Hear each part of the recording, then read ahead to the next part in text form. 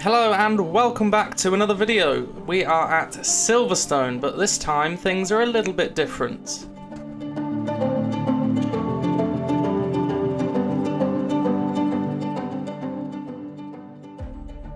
You guessed it, it's the Walter Hayes. We are in the pre-90 HSCC invitational event. By far the slowest cars on track, but that does not mean that we can't have a good time. Just the four of us entered. It was a little bit of a last minute thing, but let's have a look and see just how much fun 4 2CVs can have on the back of a grid of a plethora of very quick and very interesting and very serious race cars. This could get quite interesting.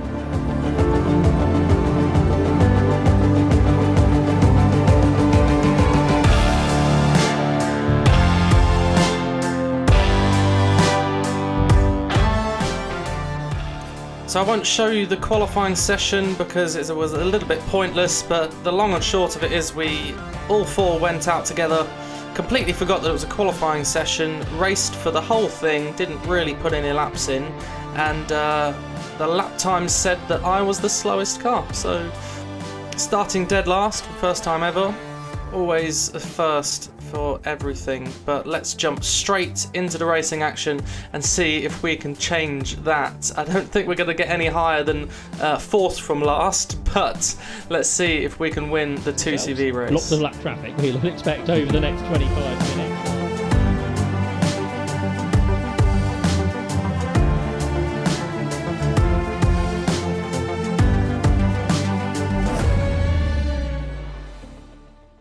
So here we are on the grid, waiting for the lights, building the revs, and we are off. Yes, we are definitely moving, and I thought it was a good start, but not quite as good as anyone else on the grid. So doing something again, the slowest out of everyone, which is always fantastic fun, but I think we're soon going to tuck in to the slipstream of Nick Crispin as he follows George Broadhurst, who is there following Andrew Bull, and as you can see, the rest of the grid is pretty much already at the next corner as we exit the first corner, and Nick Crispin already looking for a move down the outside of George Broadhurst, but I think he might be no defence from George there, a little bit early and tentative on the brakes, but he comes back at the apex and I sit and watch from the rear. Tucking straight into George's slipstream and choosing the outside to pass him, I guess hoping that the two ahead will come across the track, and give me the slipstream as they have done. And we barrel into turn 3. Fantastic set of corners, even in a 2CV, and the car felt very stable, I must say, so I could really chuck it in as we follow Andrew Bull and Nick Crispin round to finish off the first lap. George Broadhurst still sitting there right behind us, looking for an opening to stick his nose down, but down the main straight we go for the first time, well technically the second time, but the first time as we follow. Now you might notice that I keep dropping back slightly from the guys ahead on the straights, and that's because, and I'm a racing driver, so I must get my excuses in early, but we were finding a little bit of inconsistency with the engine. It was sort of gaining and losing power throughout the race, and it was very inconsistent because it tended to be I could have power for 2 laps and then have no power for 5 seconds, or I could have power for a lap and no power for 3 laps, and it was never the same amount of power being given. It was a very, very strange and interesting problem to have to drive around. More of a sports car, I guess, and then the Sprite of John Milovic. Here come the 2CVs, they are all still together, so when anyone else comes up to lap them, they'll have a real battle to get past. 2CV battles tend to be pretty close, let alone on the Silverstone National Circuit where they slipstream each other. It's Andrew Bull that leads sort of the unofficial 2CV class. What the leaders won't want, Matt, is these four being completely side by side at one point. No, because it's not going to allow any gap to get through, is it? So they are moving, I can tell you that. They are working their way down towards Copse Corner at their own speed, but whatever happens with Citroen 2CVs, they do give some fantastic racing. If you've ever been to the 24-hour race, whether it be at Snetterton. Yes, we were definitely moving. Thank you, commentators, for stating just how slow these cars are.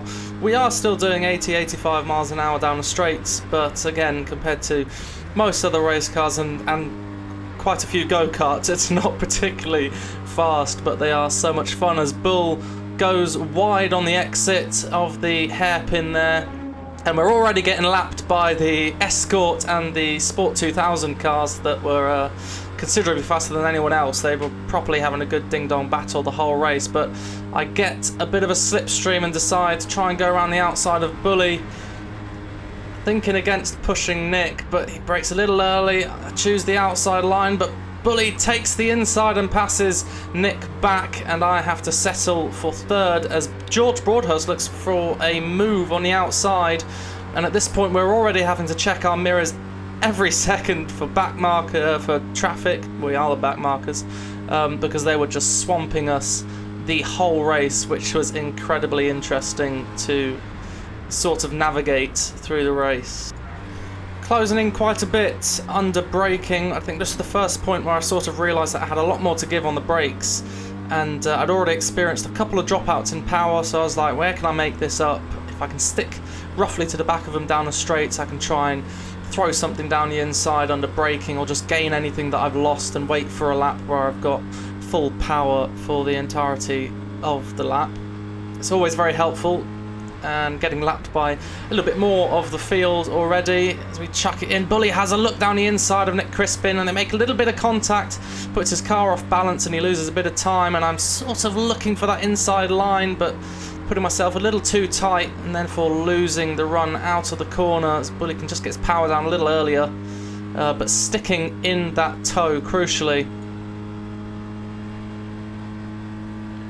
Skipping forward a bit and heading into the hairpin once again, and again all that time back that I lost down the straight under braking once again, I can get right on the back of Andrew Bull. It's now Nick Crispin leading. He's pulled a tiny bit of a gap, but I fear that will close up quite quickly with the slipstream as we stick right to the back of Bully. More cars lapping us. And you can see George Broadhurst has just dropped off the back of us a little bit, so I have a little bit of a look, but I decide no, I go for it.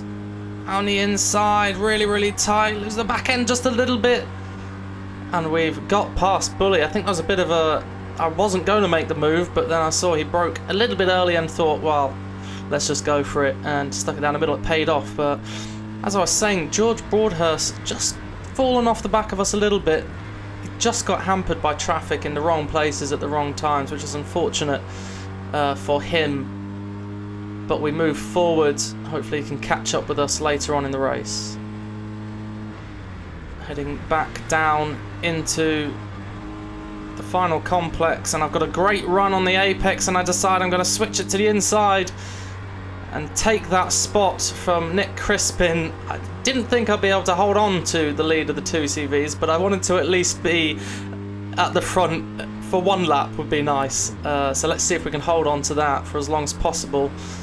But Nick just backing off a little bit, got a little close, sitting happily in the slipstream. Now there were yellow flags down this main straight for a good portion at the start of the race, but I think they've finally cleared as I turn in. It's a flat out corner. You can hear the engine revs just dropping a little bit. There seemed to be one place where the engine would drop out just that little bit. There was a few times I got to go around completely flat out and it was all fine, but it just seemed there was a few areas where the engine would consistently just drop out for a couple seconds, which made me suspect an electronic failure of some sort. We did find the cause to the problem, but we'll address that slightly later as we head down the back straight once again. It was me moaning, more power, come on, as it just feels flat, it's not quite revving, and that is Nick Crispin having a look. He's down the inside, but I wasn't going to let that happen. I want to hold it out round the outside. An issue with the car there, but he's going to hopefully pull off somewhere to a place of safety as our 2CV battle continues. Who's going to have the inside line this time? Sebastian Jones-White by the looks of it. So down the inside goes Sebastian on Nick Crispin, who was actually a reserve for this race, but someone has fallen by the wayside. So Nick has managed to get himself into this, and now almost blocking the road as we kind of suggested, because trying to come through there is someone. I think is it Jake Margley's GTV 6 Alpha, I think. But he found 3 2CVs blocking the road almost. The leaders are going to have this problem as well in a moment. Yeah, now they're 2 wide at the minute, so not quite 3 wide. Can they maybe see the leaders come in? I don't think so. They have been a tremendous battle of their own at the minute, but of course the speed of those 2 cars should be able to nip through on the inside, which they do. So and as you can see, I've lost a lot of time now. Again, going into that first corner, as soon as I tipped it in, the engine just drops out completely. It was very strange.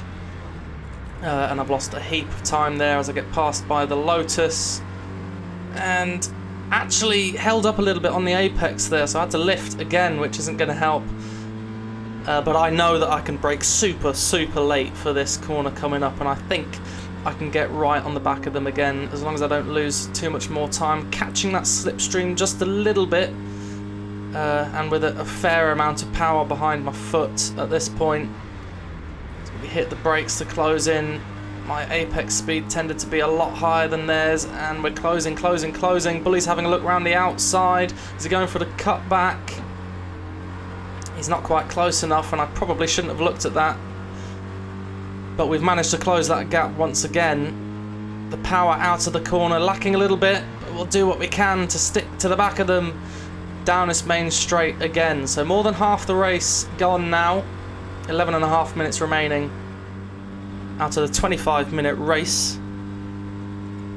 But we skip ahead a little bit, and you can see I didn't have much power at all for the last lap and a half, and I've just dropped out completely from their toe. But I'm not going to give up. Never ever give up. You never know what's going to happen. They can get held up a little bit by some traffic overtaking them.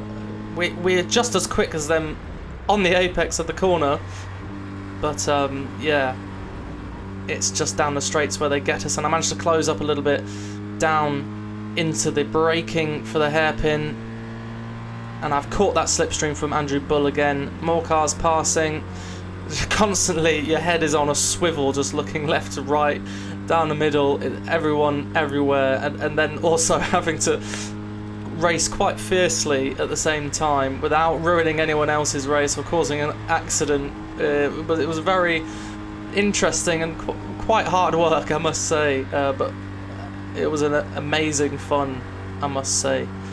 Showing my car's speed, or the setup speed through the corners here, was absolutely bob on, and it was a joy to chuck into the corners. So quickly addressing the power problem, we checked after the race. We thought we'd check the spark plugs, took the HT lead off of one side. The whole core came out with it. We checked the spark plug beneath, it was all washed out, so the vibrations are obviously causing contact and then lack of contact through the HT lead, which in turn was causing the engine to run on one cylinder from time to time. I finally get flat out through the first corner, no dropout this time, and you can see it just sticks to the back of Bully there. So the car is quick. I just really want a little bit more than third in class, and it sounds even worse when I say I want more than second for Blast in the race. But we look at a little bit of an opening as Bully goes wide, and we manage to come level with him on the exit. Am I going to get any power from the engine? It seems alright at this point. Bit of a side draft from Bully and the draft ahead from Nick Crispin as we manage to put Bully behind us, but he comes back. He's now getting the side draft from me, which is working to his favour, and I try and hold it round the outside.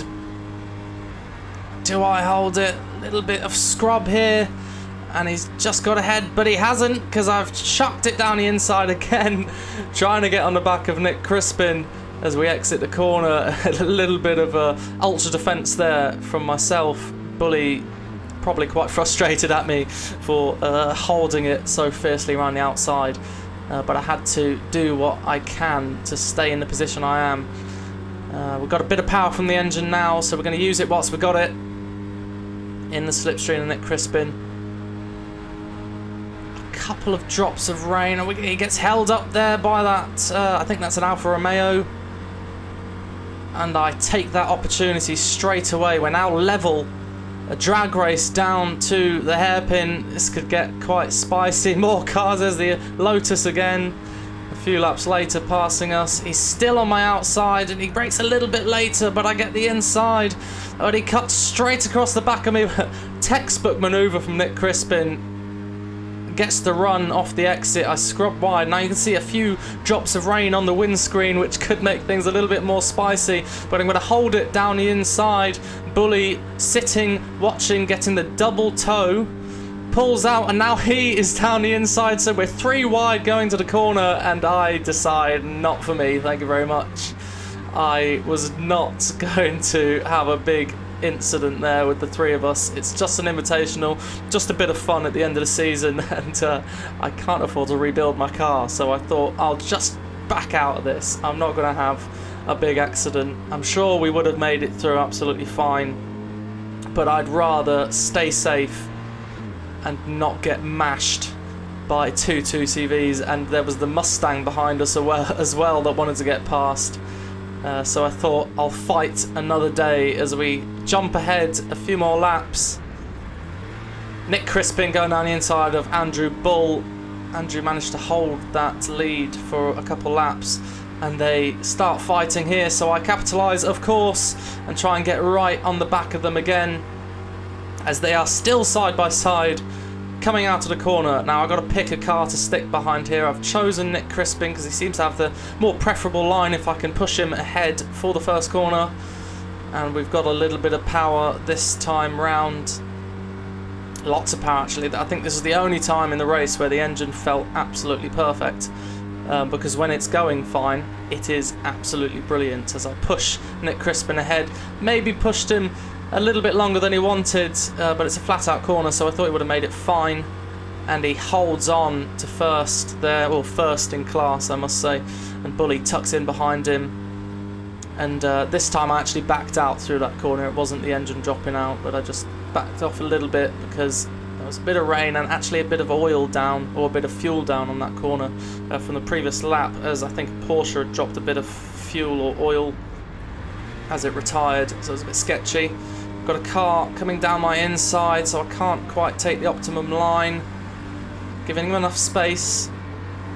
Second now between the 2 of them, but as we said, we've still got some traffic to deal with. As trying to go around the outside there is Alistair Baptiste, but some more laps on the Citroen 2CVs, who unsurprisingly have not separated themselves whatsoever. They are still nose to tail, and the number 89 machine of Nick Crispin looks like he is the first of the 2CVs in the train. I think they're about 5 laps behind the leader, but they're having a great fun, I'm sure. They're side by side still after 20 odd minutes of racing. Nick Crispin on the outside. Is he going to lose out here into Copse Corner? They probably don't break here, do they, as they turn into Copse Corner. Still ahead of Andrew Bull in 76. So they've not separated themselves, despite cars coming around them all the time. They'll be a different race to what they would perhaps have in their one-make races, but regardless, they can't be separated. No, they've all been very aware of all the quicker cars coming through, so well done to them. As Sebastian Jones-White now turns in towards Beckett's and tries to somehow usher that car up to the head of the Citroen 2CVs, but they're only going to have probably this lap and maybe 2 more to get the job done if they want to make it. So not much time left now, and we've skipped ahead to the penultimate lap, as I never really got closer than this up until now. And still struggling with a drop in and drop out of power, as Martin Ryman comes around the outside in his Fiat 126, I think, or Fiat Uno, or something like that. He's got a Fiat, it's quick, it's fun, and at this point now I'm just desperately hoping that they battle really, really hard and I can take advantage of something, because I couldn't feel any power coming back to the car. But we just watch and wait and hope. And if I can get close enough to make a dive into the hairpin or the final complex, that would be great, but no time left on the clock at all. And I was hoping that they would battle really, really hard and I could make an advantageous move on the final lap, but unfortunately this time round it just wasn't to be, and I couldn't get any closer. I couldn't make a move stick, and that was the race. Still waiting Firstly, on the 2CVs, who was the best Citroen 2CV home? Well, that was by 1700ths of a second, number 76, which was Andrew Ball. And that's all she wrote, folks. I hope that you've enjoyed watching us battle for 25 minutes and pretty much spend the whole time avoiding the rest of the grid and not causing an accident, but it was an absolute blast to get out there, just have some fun, not have to worry about finishing position, just enjoy the race really. I think if you speak to any of the other drivers, they will agree that it was fantastic. So thank you very much for watching. I'll try and put some clips out or some videos out over the winter break, but if you have missed any of the previous videos, hit the links in the video now. Catch up with the season and we'll see you over the winter. Bye!